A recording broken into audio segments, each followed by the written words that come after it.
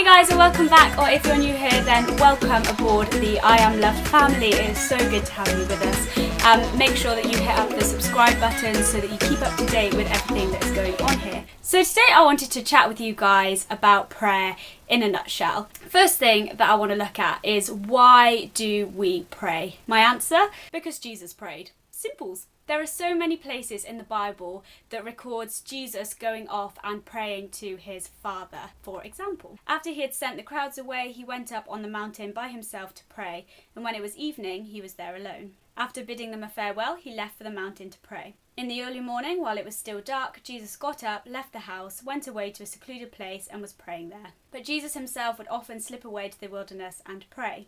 Then Jesus came with them to a place called Gethsemane and said to his disciples, "Sit here while I go over there and pray." And on and on and on go the accounts of Jesus slipping off and going to pray. If it was good enough for Jesus, then it's definitely good enough for us to take time out of our busy days and spend time with our Father and pray. Which leads us on to my second point as to how we should pray. When seeking wisdom on how we should pray, the best place to look, of course, is the Bible. You guessed it. So Jesus actually gives us instruction as to how we should pray. This is from Matthew, and he says, "But when you pray, go into your room, close the door, and pray to your Father who is unseen. Then your Father who sees what is done in secret will reward you. And when you pray, do not keep on babbling like pagans, for they think they will be heard because of their many words. Do not be like them, for your Father knows what you need before you ask him.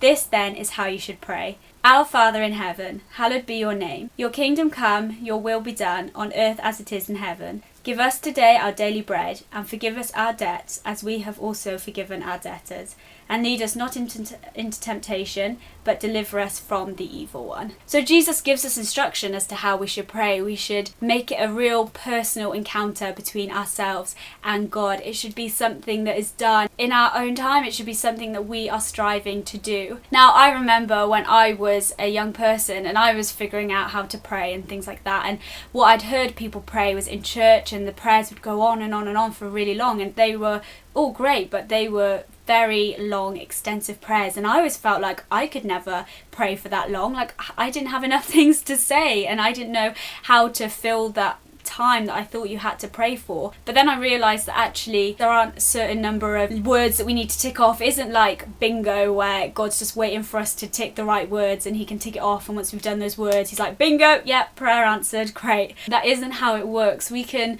pray to God as I'm speaking to you. Like, it's as simple as that. Use the words that you want to use. Pray the things that you feel are on your heart to pray. Pray for opportunities to share the gospel. Pray for forgiveness. Pray for your friends. Pray for your family. Pray for the world. Thank God for the things in your life. There are so many things that we can pray for.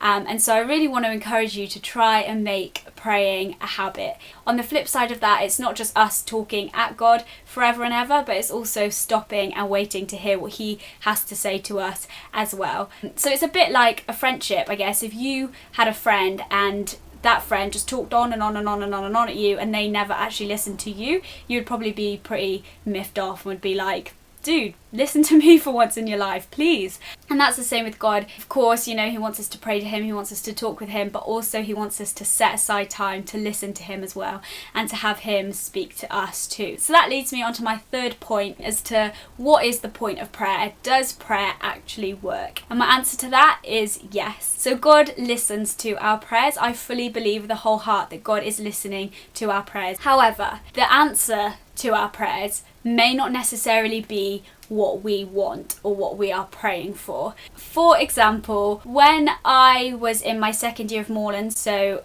a year ago, I went through what I call my desert season, and it was a year of not really hearing from God, and constantly I was praying, God, please speak to me. I really, really want to draw close to you, God. Please draw close to me as well. Please speak to me.